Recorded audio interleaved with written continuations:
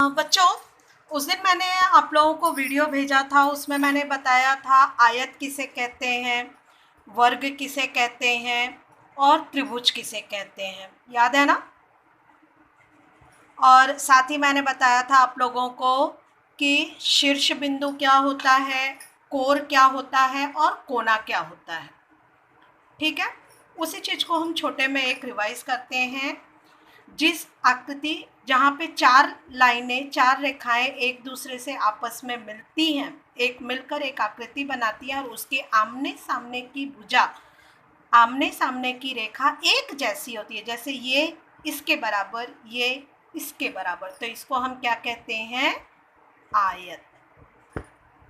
दूसरी आकृति जिसमें चार भुजाएं होती हैं और चारों की लंबाई एक जैसी होती है। अगर समझो ये 4 सेंटीमीटर है, ये भी 4 सेंटीमीटर है, ये भी 4 सेंटीमीटर है, ये भी 4 सेंटीमीटर है, जिसकी चारों भुजाएं एक जैसी हैं, एक जैसी लंबाई है, तो उसको हम क्या बोलते हैं, वर्ग।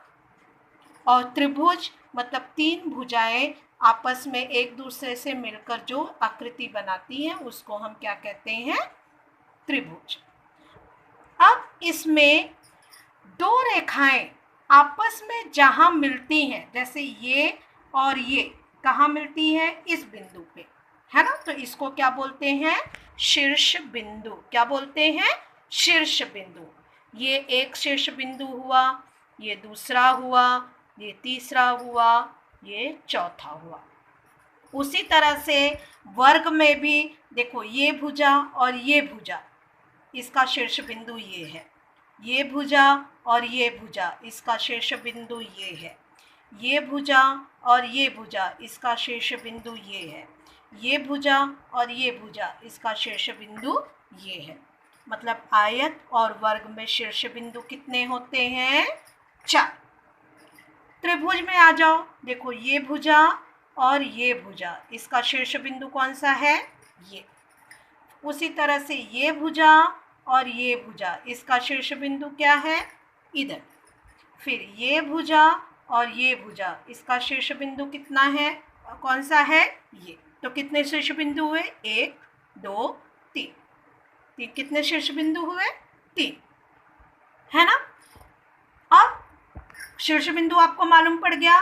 भुजा, ये जो लाइन है इसको हम भुजा कहते हैं, ये भुजा होती है, पता है ना बच्चों आपको। अब इसमें नाम लिखा हुआ होता है, अब तक हम लोग बिना नाम का पढ़ रहे थे, अब इसमें नाम लिखा हुआ होता है, जैसे ये अ ब क ड। ठीक है, आपको बोला अब भुजा का नाम लिखो, आयत की भुजाओं का नाम लिखो, तो हम नाम कैसे लिखेंगे, पहले लिखेंगे भुजा, नाम क्या आएगा, ये वाली लाइन का क्या नाम होगा, भुजा अ ब।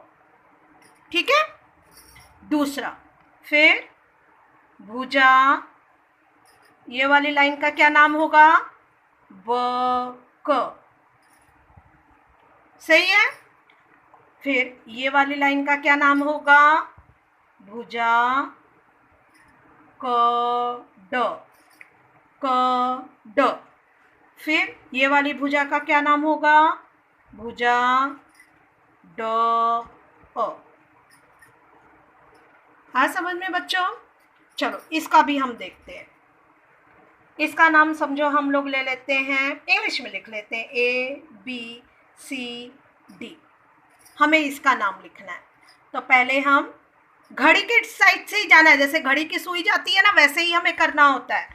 तो इसका हम नाम लिखेंगे भुजा AB, फिर भुजा BC, फिर भुजा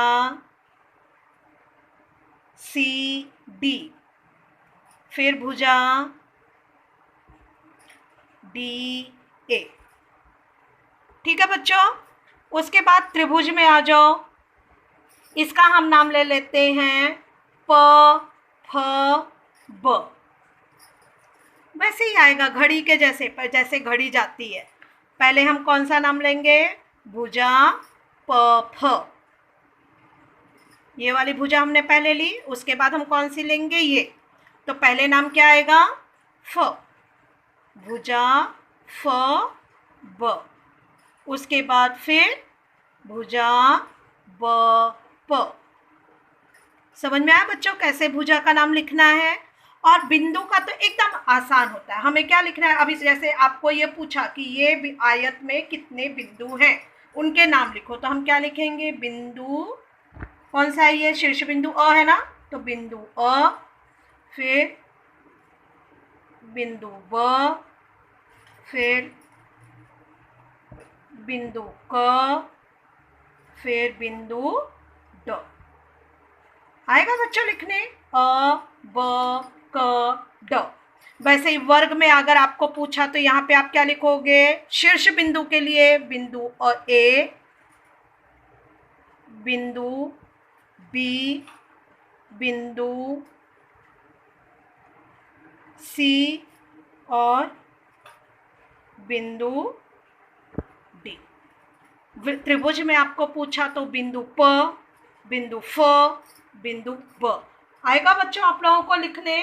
सिर्फ इतना ही आपको लिखना है। आकृति दी है, आपको पता है आयत किसको कहते हैं? आमने सामने वाले की भुजा जब बराबर होती है, इसके बराबर ये 6 है तो ये भी 6 होगा, ये 2 है तो ये भी 2 होगा। आमने सामने की भुजा जब बराबर होती है तो उसको हम क्या कहते हैं? आयत। उसके जो 2 लाइन के बीच में है वो शीर्ष बिंदु, दोनों लाइनों को भुजा कहते हैं। वर्ग जिसकी चारों भुजाएं एक जैसी होती हैं, और त्रिभुज जो 3 रेखाओं से बनी होती है, तो उसका भुजा और शीर्ष बिंदु आपको लिखने आएगा बच्चों। Okay, thank you.